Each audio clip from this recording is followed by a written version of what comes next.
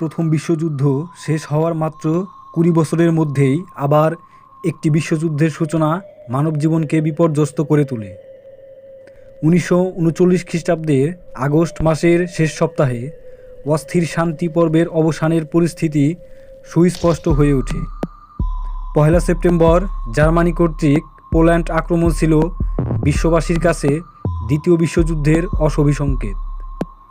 আন্তর্জাতিক রাজনীতির ক্ষেত্রে এই মারাত্মক পরিণতির জন্য বহুবিধ উপাদান দায়ী ছিল। সোভিয়েত ঐতিহাসিক ভ্লাদিমির আলেকজান্দ্রভ বলেছেন, দ্বিতীয় বিশ্বযুদ্ধ শুরু হয়েছিল সাম্রাজ্যবাদের অর্থনৈতিক ও রাজনৈতিক সংঘাত থেকে।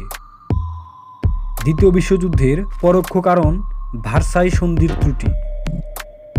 ভার্সাই চুক্তিপত্রের ৪৪০টি ধারার বেশিরভাগ রচিত হয়েছিল জার্মানিকে স্থায়ীভাবে আর্থিক ও সামরিক দিক থেকে শক্তিহীন করে দেওয়ার উদ্দেশ্যে।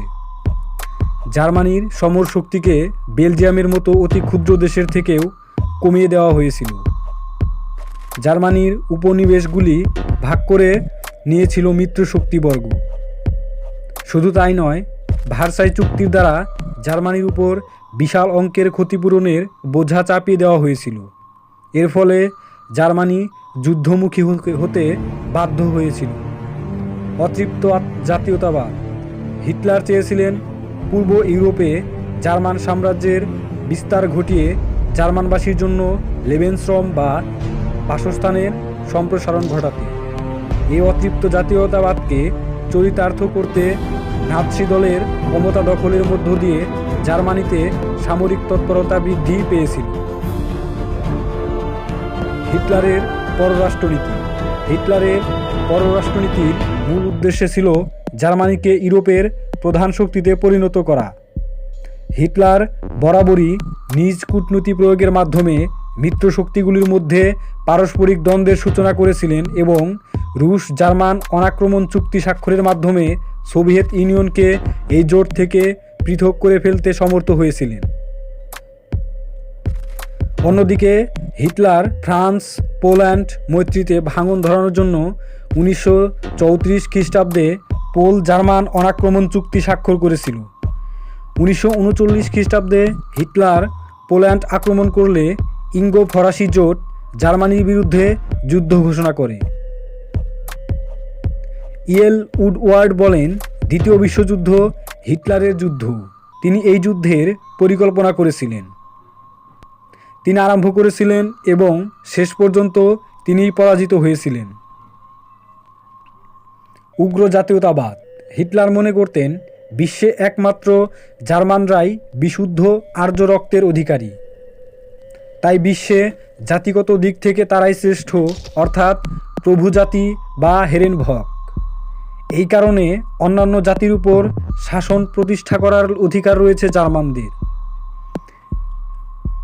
হিটলারের এই হেরেনভক তত্ত্ব থেকে যে উগ্র সাম্রাজ্যবাদী নীতি জন্ম হয়েছিল তা দ্বিতীয় বিশ্বযুদ্ধকে অনিবার্য করে তুলেছিল। চেকোস্লোভাকিয়া, পোল্যান্ড প্রভৃতি দেশে জার্মানির সুযোগ মতো অধিকার স্থাপনের প্রচেষ্টা বিশ্বযুদ্ধকে নিশ্চিত করে তুলেছিল। জাপানের আগ্রাসী নীতি। প্রাচ্য তথা এশীয় অংশে জাপানের ক্রম অগ্রগমন মিত্রশক্তির মনে আতঙ্কের সঞ্চার করেছিল।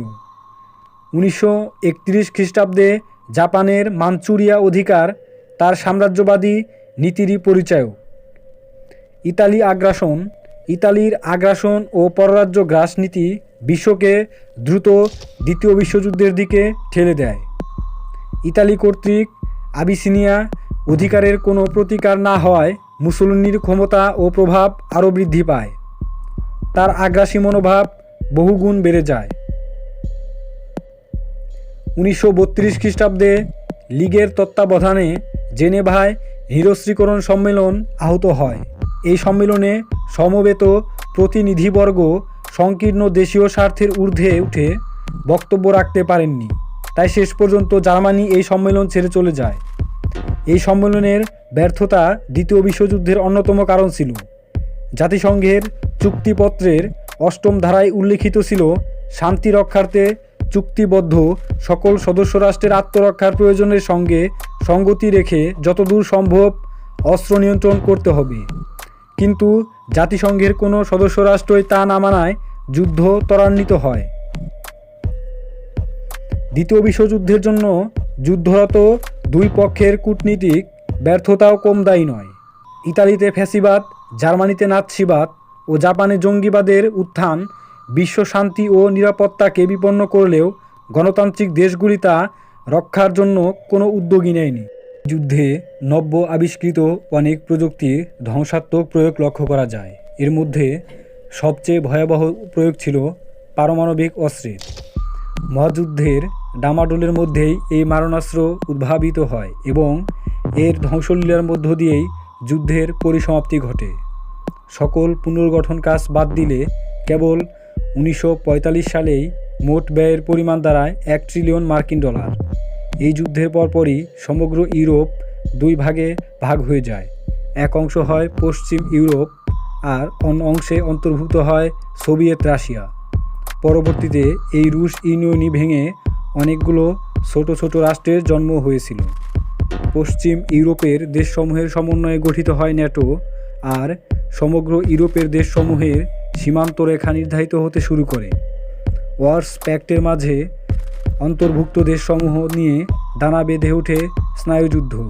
এভাবেই দ্বিতীয় বিশ্বযুদ্ধ বিশ্বমঞ্চে অভিনব এক নাটকের অবতারণা করে।